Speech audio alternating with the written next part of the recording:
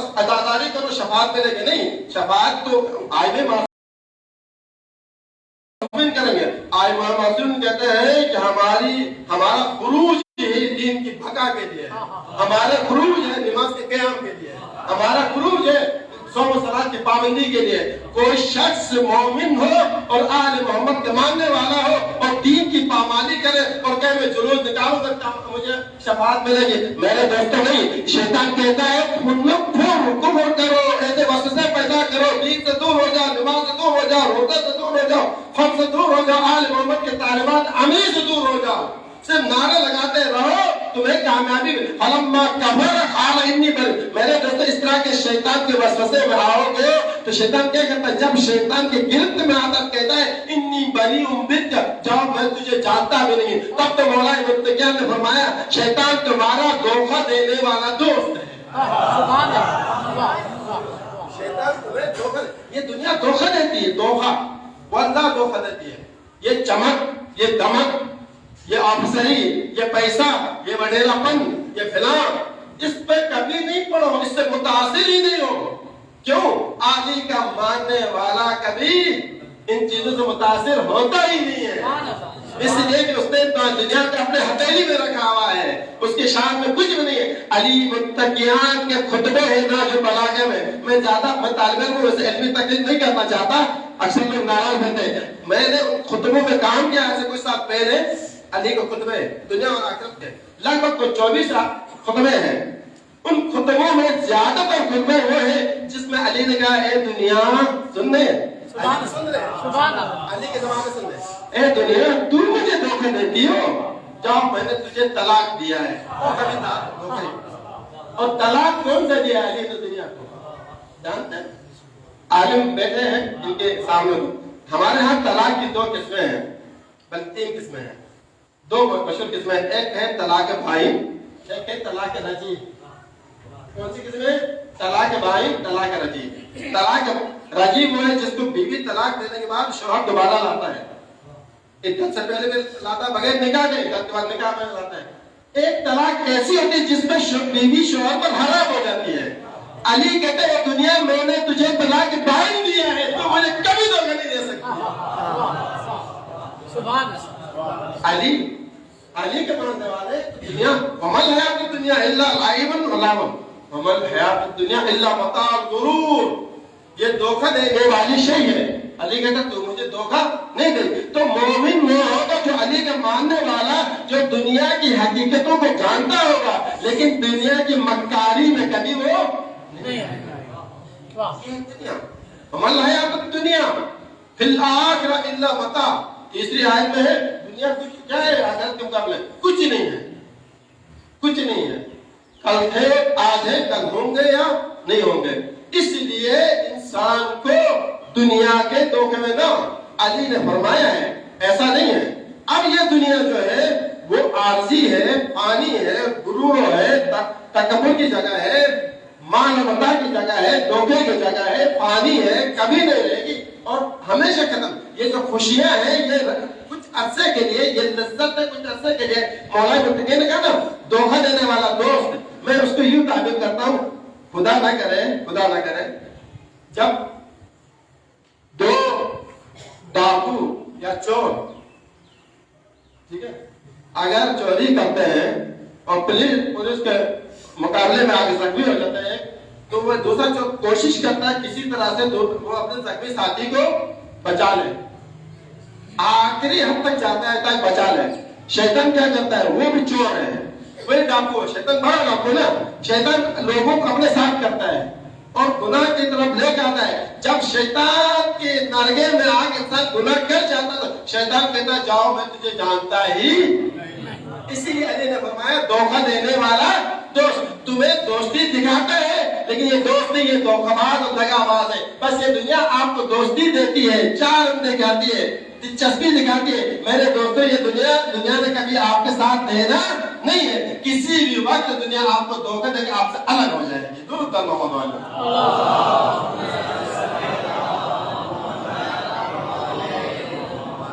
تو یہ دنیا دھوکہ باز، اس دنیا سے ٹرانسفر ہو کے آخرت کی طرف جو ٹریولنگ ہے that is called موت.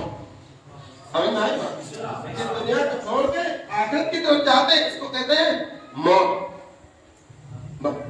اچھا اب میں نے کہا نا دنیا، علی کے خطبات میں نے کہا 24 سے 25 خطبات ایسے جس میں دنیا کے مذہب کے کنڈم کیا، لیکن علی نے وہیں پر کچھ خطبات میں دنیا کی تعریف بھی کی ہے. سمجھ میں آئی یا نہیں؟ بات سمجھنے کی ہے.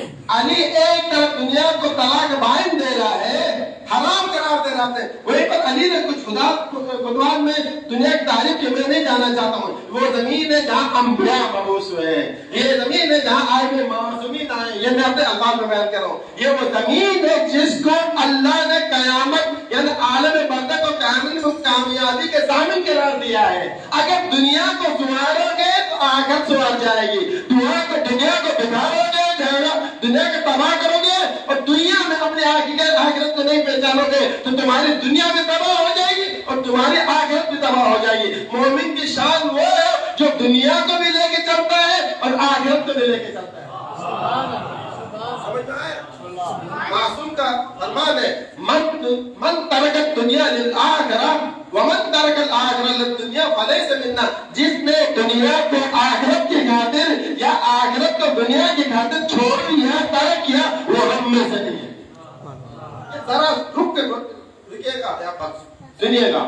دنیا کو ترک کرنا، دنیا کو ترک کرنا کیا ہے؟ میں نے کہا دنیا دھوکے کی جگہ ہے، دغا بازی کرتی ہے، چارم دکھاتی ہے، چھوڑ دیتی ہے، اس لیے کہ فانی ہے، اس لیے کہ فانی ہے. لیکن رسول اکرم کا فرمان ہے اب دنیا آیت بھی ہے اب دنیا مزرعۃ الآخرہ، دنیا آخرت کی کھیتی ہے، جو یہاں بو گے وہاں پھل ملے گا. ایسا ہے نا. تو یہ دنیا کیا ہے؟ تمہیں دھوکہ دیتی ہے. معصوم کے فرمان ہے من ترک دنیا، ترک دنیا جائز نہیں ہے. یعنی یہ اب یہ میری بات کو یہ نہ سمجھنا کہ ڈاکٹر صاحب کہہ رہے تھے دنیا دھوکے کی جگہ ہے، دنیا دغابازی ہے، اندر خیر و کود ہے، دنیا کچھ نہیں ہے لہذا ہم دنیا چھوڑ دیں گے. نہیں، یہ چیزیں جو دنیا میں ہے وہ عارضی ہے. ان عارضی چیزوں کو وسیلہ بنانا ہے تاکہ ابدی زندگی میں کامیابی ملے. اس عارضی زندگی کو وسیلہ بنانا ہے کیونکہ یہی کھیتی ہے، یہاں کاشت کرنا ہے، بعد میں پھل آپ کو ملنا ہے. عزیزان محترم اس دنیا کو ترک نہیں کرنا ہے. دنیا میں ایسے نظریات موجود ہیں جو دنیا کو ترک کر دیتے ہیں. کرسچینٹی ایک مذہب ہے، کرسچینٹی عیسائیت کہتے ہیں نا، عیسائی نے سنا ہے نا. ان کا ایک مذہب ہے کہ وہ دنیا کو کہتے ہیں بس دیندار بن جاؤ. دیندار کا مطلب کیا ہے؟ دنیا چھوڑ دو. ہمارے یہاں بھی لوگ کہتے ہیں دنیا چھوڑ دو. میں یہ نہیں کہہ رہا دنیا چھوڑ دو. مومن کی شان ایسا نہیں کہ دنیا میں کمزور ہو.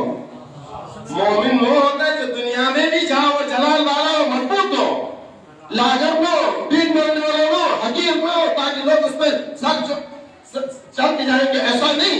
دنیا کی شان بھی اس کی مضبوط ہو لیکن اس طرح سے مضبوط کہ دنیا کو اپنے لیے ہمیشہ کی آماجگاہ قرار نہ پائے. مولا متقی علی بن ابی طالب نے کہا ہے کہ دنیا داری کرو. یہ علی کا فرمان ہے. دنیا داری کرو اس طرح سے کرو دیکھنے والوں کو لگے اس کو ہمیشہ دنیا میں رہنا ہے. کیا کہا میں نے؟ دنیا داری اس طرح سے کرو اپنی خودداری کو نہیں بیچو، بچوں کو مانگنے کے پیچھے نہیں لگاؤ.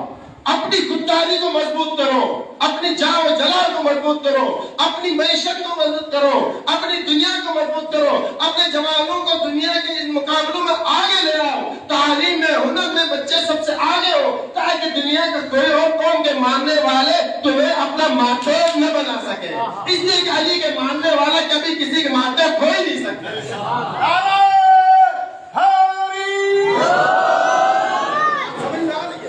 دنیا میں ماتحت بننے کے نہ بنو، اس طرح بنو کہ لوگ تمہارے ماتحت بن جائیں. افسوس سے کہنا پڑتا ہے ہم نے اپنے آپ کو ایسے بنا لیا کہ دنیا ہمارے لیے کچھ نہیں. میں کہتا ہوں نہیں، اس کے باوجود دنیا کو آخری میں نہیں سمجھو. مولا نے فرمایا دنیا داری ایسا کرو دیکھنے والے کو لگے اس نے ہمیشہ دنیا میں رہنا ہے. وہی مولا فرماتے ہیں دینداری اس طرح سے کرو دیکھنے والے کو لگے کہ اس نے ابھی یہاں پہ جانا ہے. دیکھنے والے کو لگے. خود علی کا بارے میں کہتے ہیں کہ علی عبادت کے لیے ذکر کہتے باغ میں. سمجھ چاہوں گا اردو سمجھ میں آتی ہے نا. علی باغ نکلے اور عبادت میں واقعہ بہت ہے سنیں, یہ تھوڑا سا نیا واقعہ سنیں. علی عبادت کرتے کرتے کرتے جیسے باغ پتے ہوتے ہیں, پتے میں سے علی سیدھے میں ایک صحابی کا گزر ہوا. اس نے دیکھا پریشان ہوا, ایسا محسوس ہوا کہ جیسے علی کی جان نکل گئی. اور جا کے تخت پر باب کیا. امام حسن دروازے میں آئے, کہہ رہے حسن ہاتھ چھوڑ کر, آپ کے بابا وہاں پر ہیں, آپ کے بابا کے جسم سے جان نکل چکی, دنیا سے رخصت ہوئے. تو میرا مولا حسن مسکرائے, کہنے لگے میرا بابا مشغول عبادت ہے. سبحان اللہ. عبادت کرو اس طرح سے کرو کہ دنیا والوں کو ایسا لگے کہ اس نے ابھی یہاں سے جانا ہے. اسی لیے کہتا ہوں معصوم نے فرمایا دنیا کو ترک نہیں کرو آخرت کے لیے, اور آخرت کو ترک نہیں کرو دنیا کے لیے. مومن کی شان یہ دنیا بھی اس کی اچھی ہو اور آخرت بھی اس کی اچھی ہو.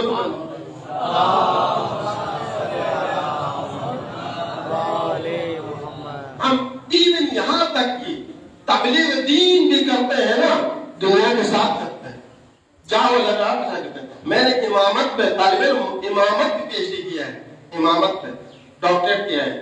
ٹھیک ہے, میں پاکستان میں میرے استاد محترم جب جس موضوع میں کام کر رہے تھے نا, یہاں نہیں ہو سکتا ہے, انہوں نے ولایت علی پر PhD کیا ہے.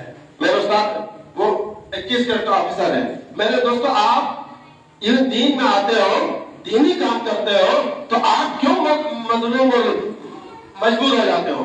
آپ کی شان اچھی ہو. اچھا جب ہمارے لوگ کہتے ہیں اچھا مولانا جو ہے, مولانا جو فری کام کرے گا, فری کیوں کرے گا؟ اس کے بھی رہتے ہیں آبایال ہے, اس کی بھی دنیا کی ضرورت ہے, اس کے بھی اس کا حال کیا کرے. بات سمجھ میں آ رہی؟ اس لیے دنیا داری کیا کرے, دنیا داری سے انکار نہیں ہے. ہم دین میں بھی ترک دنیا کا حل نہیں, دین میں. یہ جملہ بڑا خطرناک بتا رہا ہوں ممبر سے. کیوں؟ ہمارے برادران کے ہاں ایک نظریہ ہے, وہ جو تبلیغ میں جاتے ہیں کہتے ہیں کہ ہم 40 دن کے لیے جائیں گے, ہم سال بھر کے لیے جائیں گے. بے شک اچھی بات ہے, تبلیغ میں جائیں, میں اس کو منع نہیں کر رہا. مکتب تشیع میں لازم ہے کہ اگر گھر میں آل و عیال تنگ ہے تو آپ تبلیغ میں نہیں جا سکتے. سبحان اللہ. ورنہ نہیں جا سکتے. پہلے گھر کو سنبھالو, پہلے گھر پھر مسجد.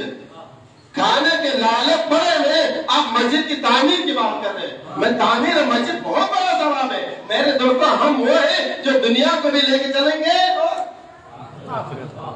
سبحان دین ترک دنیا جائز نیست. درود بر محمد و آل محمد.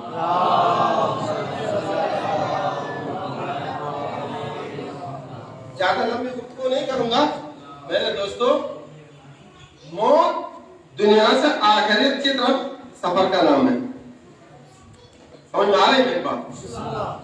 اجازت ہے 5-10 منٹ آپ کے مزید لے لوں گا. اچھا, جب موت اس طرف جاتی ہے, لیکن ہم دیکھتے ہیں موت سے انکار ہے کیا؟ موت سے انکار ہے.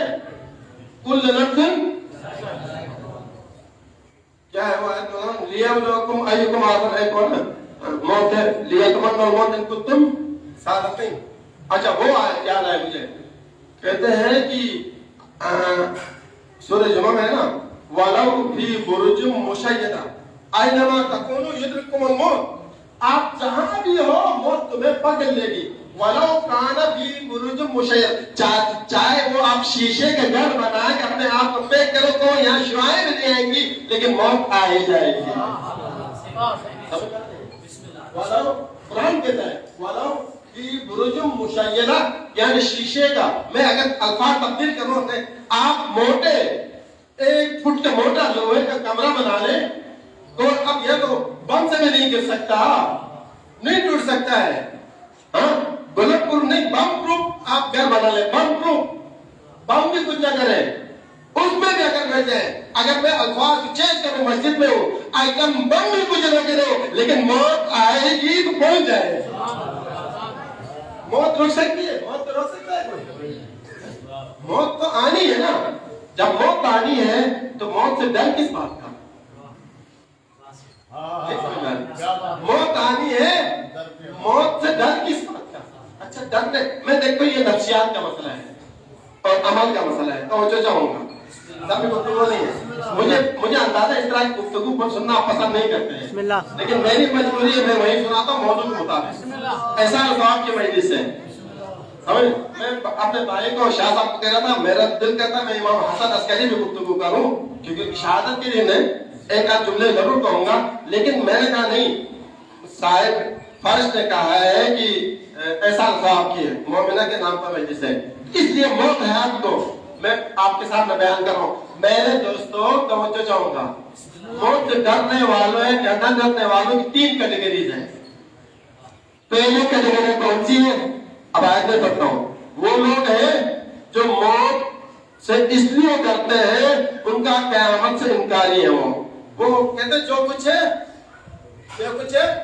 یہی دنیا میں، بعد میں کہتے ہیں یار کس سے کیا دے گا، بس یہ انجوائے کرو۔ ایسے لوگ موت سے ڈرتے ہیں اس لیے کہ ان کا سب کچھ جو ہے بقا یہی دنیا ہے اور پیچھے کچھ بھی نہیں ہے، جس کا پیچھے کوئی نہیں ہوگا وہ موت سے ہی ڈرے گا، جن کا کوئی نہیں ہوگا وہ موت سے ڈرے گا۔ کس لوگوں نے عقیدے آخرت کو نہیں مانا ہے اور آخرت میں شفاعت کرنے والوں کو نہیں مانا ہے، اس کا کوئی وسیلہ اور ذریعہ نہیں ہے، جو کچھ ہے اس کی دنیا ہے، بس دنیا کو جانے کے لیے وہ تیار نہیں ہے، جب موت آ جائے تو موت سے ڈر جاتا ہے۔ چاہے آل محمد کے ماننے والے کو بھی موت سے ڈرتے نہیں ہے، اس لیے وہ کہتے ہیں یہ تو ہم نے ہاتھ پہ رکھا تھا، اصل موت وہاں ہے، وہاں جائیں گے، اس لیے کہ ہم جن کے ماننے والے ہیں ان کی حقیقی شفاعت یہاں نہیں وہاں ملنے والی ہے۔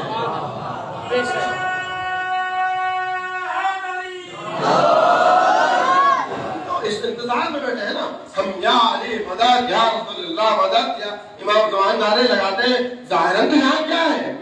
وہاں ہے، ہمارا عقیدہ ہے اور مصمم عقیدہ ہے، خدا کی قسم ہم میدان عمل میں پیچھے نہیں رہیں گے، بحیثیت انسان ہم سے خطائیں ہوں گی، لغزشیں ہوں گی، ہمیں پورا بھروسہ ہے کہ ہم جن کے ماننے والے وہ ہمارے لغزشوں سے اس کے عالم برزخ میں نکالیں گے۔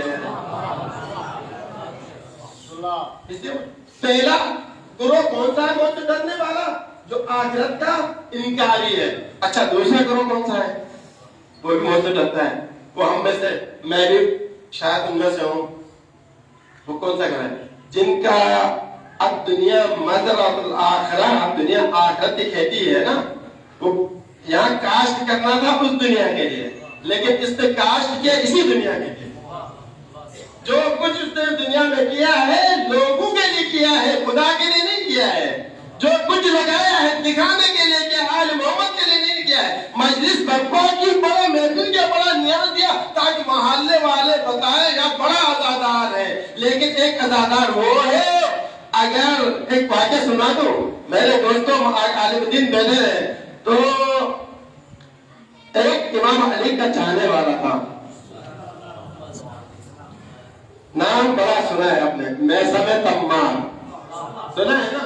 تمام جانتے ہو نا آپ؟ تو کھجور ہے یہاں خیرپور کے ماشاءاللہ کھجور ہے نا، اس کے پاس چھوٹی سی دکان تھی کوپے میں، بڑی نہیں، کوئی تھوک کی کا یہ ہول سیل کی دکان نہیں تھی، چھوٹی سی دکان تھی۔ خلیفہ وقت حجت خدا حضرت ابو طالب علی بن ابی طالب آپ کی دکان میں تشریف لاتے ہیں۔ کیا اللہ، میں کہتا ہوں کبھی خدا کی راہ میں دینے میں قلیل اور کثیر معیار نہیں ہے، نیت معیار ہے۔ اب جیسے علی آئے تو میں سے ماننے کا مولا ذرا دیر کے لیے آپ دکان میں ٹھہریے گا، بھول لگے کھانا کھاتا ہوں۔ اب آپ سے سوال ہے، خطرناک سوال ہے، کھجور والوں سنیے گا، کھجوریں آپ میں سے کچھ کی کاشت کرتے ہوں گے، کچھ کی اپنی بھی ہوگی۔ اچھا جیسے چلے گیا کچھ خواتین مانگنے آئی، علی نے جو ٹوکرے تھے جتنے سارے اٹھا کے دے دیے، کھجوروں کے سارے ٹوکرے دے دیے، ایک ٹوکرا دے دیتا۔ اچھا پہلا سوال یہ ہے، یہ علی کی دکان تو تھی نہیں، اپنی دکان نہیں دوسروں کی دکان میں علی کیسے شیر بن گئے؟ ہاں نہیں سمجھ میں آئے گا میرے دوستوں، سمجھ میں آئے نا؟ ولایت سمجھ میں آ رہی ہے؟ ولایت کہتے ہیں اس کو، اگر میں کسی کو اپنا ولی مانوں، خدا کی قسم میں اپنی جان پر، اپنی مال پر، اپنی نفس پر، اپنی عزت پر، اپنی عصمت پر، اپنے گھر والوں پر، اپنے ماں باپ پر، اپنے اولاد پر، اس کو اپنے سے زیادہ حقدار ماننا، کسی کو ولایت کہتے ہیں۔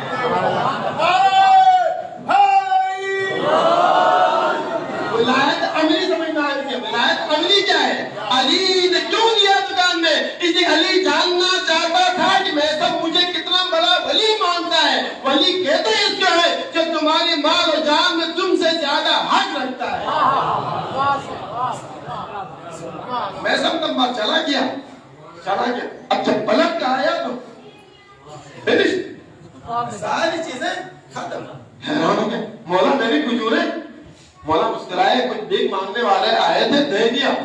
کہے مولا دے دیا، اچھا مجھے اجازت دے، رجوع کرنا چاہتا ہوں۔ خدا کی قسم میں سب تمبا رجوع کر سر پہ سجود ہے، پروردگارا آج تو نے مجھے اپنے امتحان میں کامیاب کر دیا۔ اس کو کہتے ہیں ہدایت۔ یہ دنیا آگے جانا ہے۔ علی کے ماننے والے ہو نا، ادھر کے لیے لے رہے ہیں، ادھر کے لیے۔ علی نے جہاں پر پیسہ میں تمار کا امتحان بھی لیا، وہاں جنت کی سرٹیفکیٹ بھی دے۔ کیوں جی؟ اس لیے کہ میں نے کہا دوسرا گروہ کون ہے؟ جو دنیا میں دنیا داری کرتا، دیتا ہے اس دنیا کے لیے، دکھانے کے لیے مجلس نہیں کرتا ہے۔ اتنے سے بجوریں علی نے دی، میں سمجھ تمار کی دنیا بھی سنور گئی، آخرت بھی سنور گئی۔ جب اچھا امام جعفر صادق کے بعد ایک شخص آیا، امام حسن روایت ابو عباسہ کے بعد ایک شخص آیا، کہنے لگا مجھے سمجھ میں نہیں آتا ہے یار، مجھے موت سے میں ڈرتا ہوں۔ ایک آدمی نے کہا ہم بھی ڈرتے ہیں نا موت سے، معذرت چاہتے ہیں، ہم موت سے اس لیے ڈرتے ہیں کہ شاید ہمارا کردار کا لیول وہ نہیں ہے، ہم نے جو کچھ دیا ادھر کے لیے دینا تھا نا، دولت جمع کی، گاڑی خریدی، گھر بنا لیا، آفیسی بنا لیا، بینک بیلنس ہو گیا، اولادوں لاکھوں روپے لگائے، کبھی کسی کے غریب کے بچے کے امتحان کی فیس دینے کے لیے 10 روپے کے لیے تیار۔ بات سمجھنا زیادہ اچھا کہتے ہم 10 بڑے لوگ نہیں دیتے۔ خدا کی قسم اللہ بڑوں کو نہیں دیکھتا ہے، اللہ نیتوں کو دیکھتا ہے۔ اگر 100 روپے کماتے ہو، 10 روپے خدا کے راہ میں دو، اللہ اور دے دے گا، اور دے دے گا، اور دے دے گا۔ اس لیے کہ یہ 10 روپے نہیں دے رہے ہوتے ہو، یہ قیامت کے میں کامیابی کے سرٹیفکیٹ لے رہے ہوتے ہو۔ میں ایک سوشل میڈیا ایک آدمی سن رہا تھا، اس نے کہا میں نے کسی کو ایڈیویٹر ہے نا، اس نے کہا میں نے کسی کو ایک کام کرو یار، آپ کی جو تنخواہ ہے نا اس سے گھر چلتا ہے، مشکل ہوتا ہے، تو وہاں کام 6 گھنٹے کرتے ہو 8 گھنٹے کرو، وہ 2 گھنٹے کی جو کمائی ہے وہ خدا کے راہ میں دو۔ 3 سال نہیں ہوگا جس کمپنی میں کام کرتا، 3 سال کے بعد اسی طرح کی کمپنی کو مالک بن گیا۔ بات سمجھ میں آ رہی ہے؟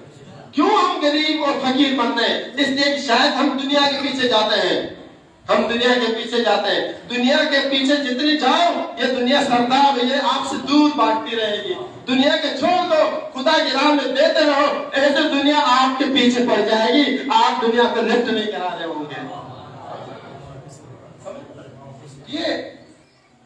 یہ وہ گروہ ہے۔ تو ابوذر نے کہا کہ مسئلہ یہ ہے کہ آپ نے ادھر کو آباد کیا، ادھر کو ویران کیا۔ انسانی نفسیات کا مسئلہ ہے، کبھی آباد سے ویران جانا نہیں چاہتا ہے، اور جس نے اس کو ویران نہیں کیا، آباد کیا، اس کو ویران کیا، سب کچھ خدا کے راہ میں دے دیا، تو وہ کیا کرتا ہے؟ تیاری کرتا ہے، جلدی میں وہاں جاؤ، جلدی میں وہاں جاؤ، جلدی میں جاتا ہوں۔ پھر تیسرا گروہ وہی جلدی والے کا آتا ہے، وہ کیا ہے؟ فَيَتَمَنَّوْا الْمَوْتَ إِن كُنتُمْ صَادِقِينَ، اگر تم سچے ہو تم اس موت کے طرف۔ بس تیسرا گروہ وہ ہے جو آل محمد کا ایسا ماننے والا ہے، پوری دنیا میں جاہ و جلال دکھائی اور پوری جاہ و جلال کو قربان کر دیا ادھر کے لیے۔ جب ادھر وہ بیلے پہ چکا ہے سب کچھ، تو جلدی سے وہاں جانے کی تمنا کر رہا ہوتا ہے۔ یہ ہے موت کی تمنا۔ بس ہم دیکھتے ہیں، میں اکثر سوچتا ہوں کہ آپ جب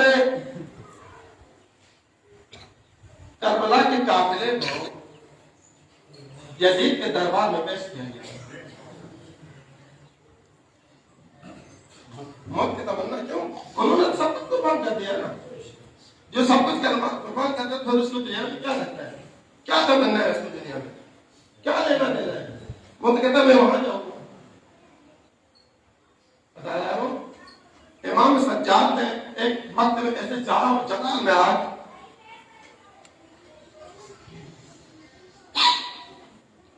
ایک شخص نے کہا امام سجاد سے آپ کیا کر رہے ہو؟ یہ آپ موت کی دعوت دے رہے ہو۔ امام سجاد نے کہا ہمیں اس سے پرواہ نہیں ہے، ہم یہاں دنیا ہمیں دھوکہ دے رہے، اس دنیا سے ویسے ہم تنگ آ چکے ہیں، جو کچھ تھا ہم نے اس دنیا کے لیے دیکھ کربلا میں دے کے آگے بابا کو ہم نے کربلا میں رخصت کر کے آئے۔ عزادار سید الشہداء جب کربلا میں سید الشہداء کی شہادت ہوئی تھی نا، جناب زینب سلام اللہ علیہ کو جب مخدرات عصمت کو اس کربلا کے لاشائے حسین سے گزارا گیا تھا، یہ روایت میں ہے، میں ایسے روایت مذاہب نہیں پڑھتا کہ مستقل ہے۔ جناب زینب نے یہ جملہ پڑھا تھا، پروردگار تک پڑھوں میں ہاتھ قریب، پروردگار نے ہمارے قربانی کو قربانی کو قبول فرما۔ اور دادا رب سید الشہداء موت سے وہ شخص نہیں ہوتا ہے جو قربانی دے چکا ہوتا ہے۔ اہل کربلا والا مقدرات عصمت والا اس لیے موت سے نہیں ڈرتے، انہوں نے اپنی جانوں کو اللہ کی راہ میں دے دیا۔ مومنہ کی احسان ثواب کے مجلس ہے، میں دل نہیں مانتا ہے میں جناب فاطمہ الزہرا سلام اللہ کہ مسائل کا کچھ ذکر نہ کروں۔ عزادارہ نے سید الشہداء جناب زینب فاطمہ الزہرا سلام اللہ علیہ آپ کی تعظیم کا ایک عالم تھا کہ رسول اکرم صلی اللہ علیہ وسلم جب آپ خدمت تشریف لاتی تھی کھڑے ہو کر آپ کو استقبال کرتے تھے، آپ کے دست مبارک کو چوما کرتے تھے، سونے کرتے تھے، اور جہاں آپ خود تشریف فرما تو وہاں فاطمہ کو اس وقت تک کھٹے رہتے تھے جب تک فاطمہ کو زہرا اس جگہ پر تشریف نہیں رکھتی تھی۔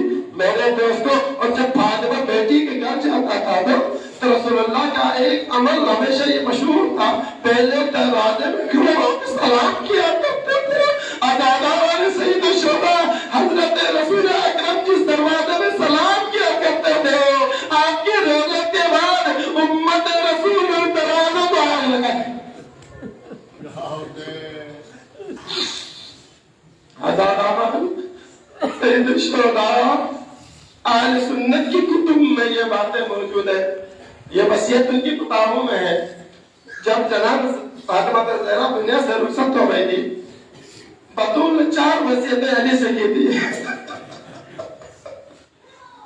بطول نے کتنی وصیتیں کی تھی؟ 4۔ کہا تھا یا مالک حلتا اگر میری حیات میں بحیثیت زوجہ کوئی لغزش ہوئی تو معاف کر دیجئے گا۔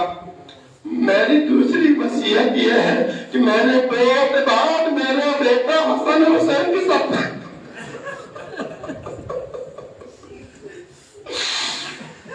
عزادار سید الشہداء ماں جب دنیا سے رخصت ہوتی ہے بچوں کی محبت نہیں ہوتی ہے، اپنی موت کے خیال نہیں ہوتا ہے، اپنے بچوں کا خیال۔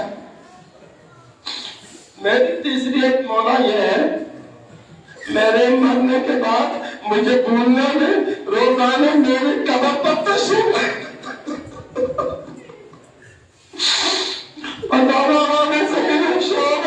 میری چھوٹی وصیتیں ہیں کہ جب میں دنیا سے رخصت ہو جاؤں میرے لاش کو رات کے اندھیرے میں دفن کر دے، ہر آوقات کے بلانے نہیں، میں ہاتھ جوڑ کے کہتا ہوں فاطمہ آپ کی وصیت پر کسی حد تک عمل ہوا، لیکن ذرا کربلا میں آئیے گا،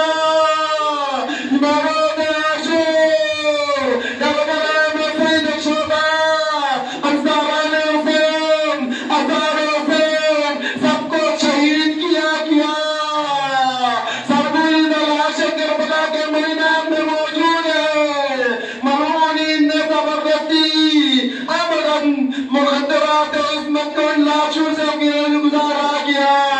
میں ذرا رک یہاں پر بتانا چاہوں گا، اگر کسی ماں کے سامنے اس کے بیٹے کا لاش ہو، کسی بہن کے سامنے اس کے بھائی کا لاش ہو، جناب زینب نے اپنے بھائی کے لاشا کو دیکھا، کہا حسین بن القطع